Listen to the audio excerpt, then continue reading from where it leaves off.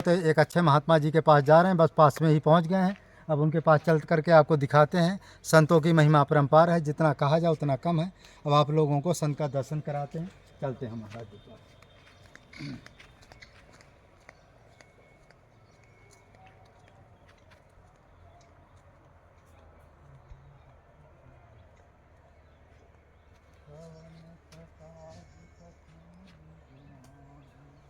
में खड़े भी हैं, ये महाराज जी की कुटिया है, जंगल में कुटिया ब्रह्मकुंड में।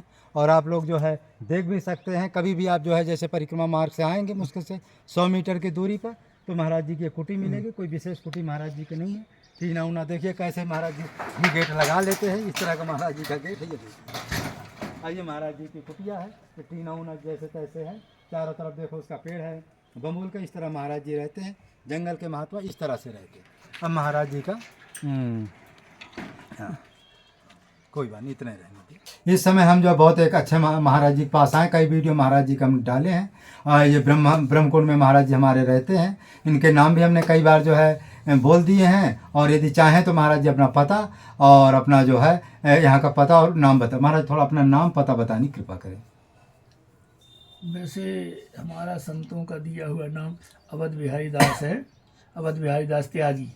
और संतों का दिया हुआ फलारी बाबा के नाम से हम जानते हैं लोग। ब्रह्मकुंड में हम रहते हैं और कामतानाथ की परिक्रमा में पड़ता है। हाँ।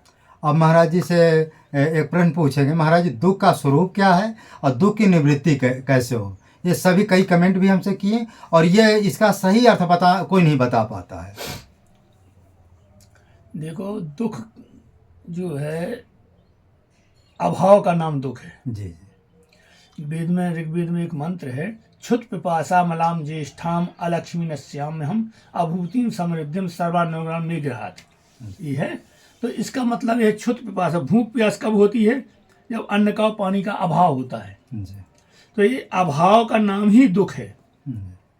इसी को दरिद्रता बोलते हैं, इसी को दुख बोलते हैं और इसी को अभाव बोलते हैं।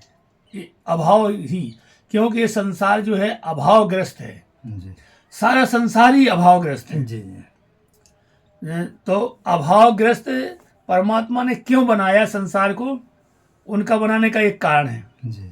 क्योंकि इस संसार जो है बिना कंप्रोमाइज और कन्फर्म, कंप्रोमाइज और कॉपरेशन जी, इन 3 पॉइंटों से संसार चलता है। जब हमारा दूसरे के साथ में कंप्रोमाइज होकर के कॉपरेशन बने, तो कॉपरेशन बनने के लिए उसको अभावग्रस्त रखा। एक के पास एक चीज़ की अभाव, एक के पास एक चीज़ का अभाव। और जब दोनों मिल जाएंगे, दोनों अभाव पूर्ण हो जाएंगे, दोनों सुखी हो जाएंगे। और जब तक उनका कंप्रोमाइज नहीं होगा, उनका कॉपरेशन नहीं बनेगा, तब तक वो सुखी नहीं हो सकती। अभाव रहेगा, अभाव में सुख होता ही नहीं है।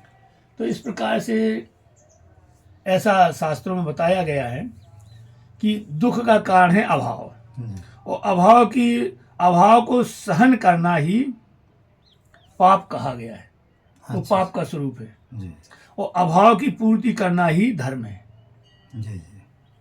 पाप और पुण्य जो कहते हैं ना, तो पाप अभाव को जैसे भूखा आदमी है, वो भूखा मरता रहे और अपनी भूख की शांति करने के लिए उपकार नहीं करे, तो वो पाप कहलाया। वो पाप है और वो दुख है, दुखी है। और उस दुख की निवृत्ति करना ही पुण्य है। अगर कोई उपकार करता है, एक्टिव होता है, जैसे धर्म की व्याख्या करते हैं, चोदना लक्षणों अर्थो धर्म, मीमांसा शास्त्र में कहा है।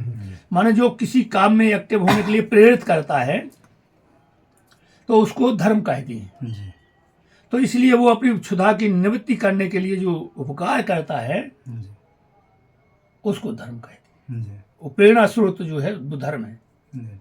तो इसलिए वो पुण्य और पाप, इसी को दुख और सुख कहते हैं। अभाव की पूर्ति हो गई, सुखी हो गया आदमी भूखा है। अब जैसे अर्थशास्त्र में तुष्टि गुण व्याख्या करते हैं डॉक्टर मार्शल के अनुसार, कि जैसे पहला ग्रास पाता है तो उससे क्या है, तुष्टि, पुष्टि और संतुष्टि मिलती है।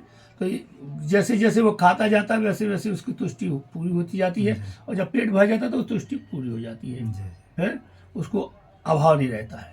तो इस प्रकार से हमारे शास्त्रों में जो बताया गया है, वो ये है दुख का कारण। वो यही सुख क्या है, निवृत्ति उसकी क्या होगी, क्रियान्वित होना।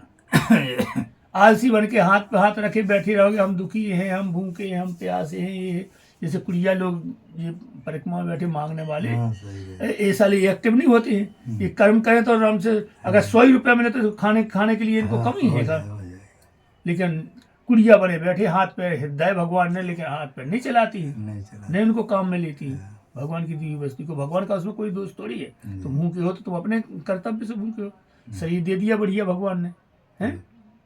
तो इस प्रकार से दुख का कारण ये है अभाव, और अभाव की पूर्ति करना ही सुख है, उसकी निवृत्ति यही होती है। और बोलो। हाँ तो नहीं, चलने दीजिए। तो महाराज जी दुख की निवृत्ति, लेकिन दुख का स्वरूप क्या है? दुख का स्वरूप वही है अभाव। अच्छा, इससे माने निवृत्ति माने इससे कैसे छूटा जाए? इससे झूठा ये जाए कि अपने शरीर को एक्टिव करो।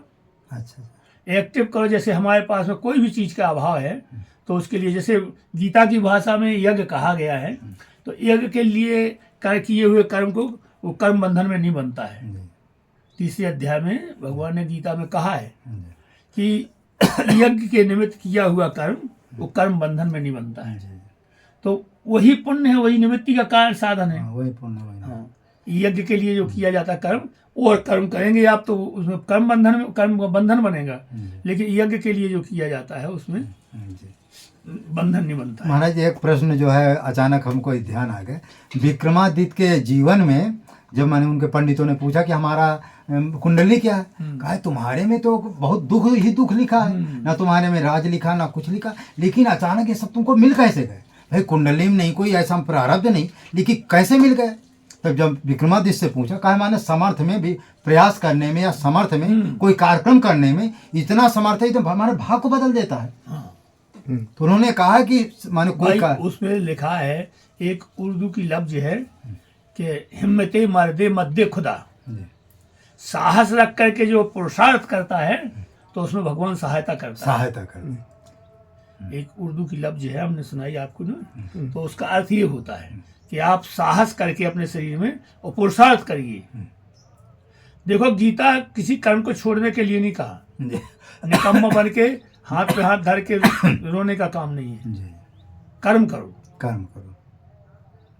तो हमको ये विक्रमादित्य वाली बात हमने कहा महाराज पूछे, क्या कर्म करने पर या राम नाम, अच्छा राम नाम जपने से भी महाराज भाग बदल जाता है? राम नाम जपे तब तो है। अच्छा, राम नाम तो खाली ये आप जो कहते हैं, लोग आप प्रश्न करते हैं, जो कोई करते नहीं है। नहीं, कुछ लोग करते हैं। अरे करते हैं, वो ऐसी कहते फॉर्मेलिटी पूरी करती हैं, करते थोड़ी हैं। जैसे लोग माला फिराते रहते हैं, ऐसे आज 1 लाख हो गया, 2 लाख हो गया, बस ऐसी गिनती करते रहते हैं, फॉर्मेलिटी पूरी करते हैं वो। इससे थोड़ी भगवान परमात्मा कोई श्रेय देता है। लेकिन राम नाम में तो लिखा भाई को भाई अलग, किसी तरह से भी राम नाम का जप, किसी प्रकार से जपे तो सही। हाँ, जपे सही, जपे नहीं तो क्या कर, भाई को परे परे 1 आध बार राम नाम कह दिया वो हो गया। जब तुम 8-8 10 घंटे सोते हो, वो 1 बार नाम ले लिया तो हो गया वो। नहीं, ये बात को तो हमारे परमहंस श्री राम मंगल दास जी कहते हैं कि 1-1 लाख मंत्र जपते हैं, माला फेर रहे हैं, घुमा रहे हैं। कहे तो महाराज जी जब उनका मन नहीं लगता, मन कहीं और है, कर्म कहीं और है, हाँ, माला फेरने से मिले, वही तो बात है। तो कहे उनको 1-1 लाख मंत्र जब 20 साल हो गए, कहे ठाकुर जी की माने अनुभव या माने अंदर जो क्रिया, कहे जरा भी झलक भी नहीं आई, नहीं आती है ना। वही तो हम कह रहे हैं। दिन भर अपने वो थे पयासी जी, अच्छा, तो उनकी माला इतनी बड़ी थी, वो गाड़ी पे चलते थे, इतनी माला, तो वो इधर बैठ गए और खींच के ऐसी खींच के इस तरफ ढेर लगा था, फिर इस तरफ से उस तरफ बैठ गए, उस तरफ से खींच के इधर ढेर लगा था, और वो व्यायाम करते थे खाली ऐसा। माला थी, इतनी बड़ी माला थी। अच्छा, हमारे सब बातों से कोई हमको वो नहीं मिलता। अच्छा, रामदास जी भी हमारे हैं, वो ना कहते हैं 2.5 लाख राम नाम का। क्या महाराज 2.5 लाख राम नाम 24 घंटे माने 8 घंटा 10 घंटा में 2.5 लाख जपा जा सकता है? अरे भाई, ये तो जो उनने कह दिया आप सुन लीजिए। इस सब बात को हम कोई कमेंट्री नहीं, इसकी कोई हम समीक्षा नहीं करेंगे। अच्छा, वो करते हैं, वो अपने मन को संतुष्ट करे हैं कि हम 2.5 लाख करते हैं। अच्छा, ये बात को रामो भद्राचार्य जी कई बार कहे हम 2 लाख 2.5 लाख जपते हैं। राम भद्राचार्य जपते हैं। राम भद्राचार्य देखो अपनी अपनी एक प्रक्रिया होती है? जैसे हम लोगों की श्वास कितनी होती है? 24,000 22,600 22,600 21,600 21,600 21,600 श्वास 24 घंटे। जी तो कुछ श्वास से बैठा लेते तो श्वास से जप करते हैं जी तो इस प्रकार से हो जाता है। अब जैसे दीनदयाल दास जी रहते ना धोबी घाट में, जिनके यहाँ पर गुरु बनाया था, तो उनके गुरु जी कहा करते थे सीताराम सीताराम सीताराम सीताराम, ऐसी खींच दी माला यहाँ तक आ सीताराम सीताराम सीताराम सीताराम ऐसी खींच दी। तो वो अपनी अपनी बात है। वैसे हमारे शास्त्रों का प्रमाण ये है, एकैकम अक्षम पुंसाम महापातक नाशनम। आपको एक श्वास, आपकी जो सुषुम्ना नाड़ी चलती है ना, तो सुषुम्ना श्वास में आप जाप करेंगे और जितना आप गिनती कर सके उतना जाप हो जाता है उसमें। अच्छा ये बात। हाँ। अच्छा अच्छा तो ये भी प्रक्रिया है। अच्छा। तो उस प्रकार से जाप का कई विधाएं दी हैं। जैसे गीता में भगवान ने यज्ञ के लिए कई विधाएं दी हैं। यज्ञ कई तरह के हैं। कोई श्वास का श्वास में हवन करता है, कोई अपान का अभियान में हवन करता है, कोई अभियान का अपान में हवन करता है? कोई मतलब इस प्रकार से कई प्रकार की विधाएं हैं।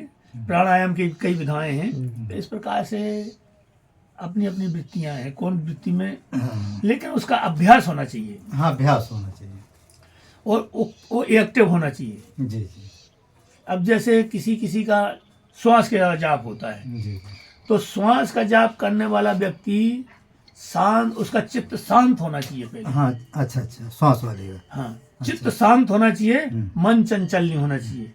समझे? अगर ये उसका चित्त विकृत है, विचलित है, तो वो श्वास से नहीं कर सकता। जी जी वो ना ध्यान हो सकता, उसका मन इधर उधर दौड़ेगा। चित्त चंचल होता है। जी। वो किसी ने कहा है, तीरथ चाले दो जने चित्त चंचल मन चोर, और एक है पापे घटे नहीं 10 मन न लाए और। बताइए। तो इस प्रकार से जो है चित्त को चंत है। इसीलिए योग शास्त्र में पातंजलि जी ने कहा चित्त वृत्ति निरोधेति इति योगा।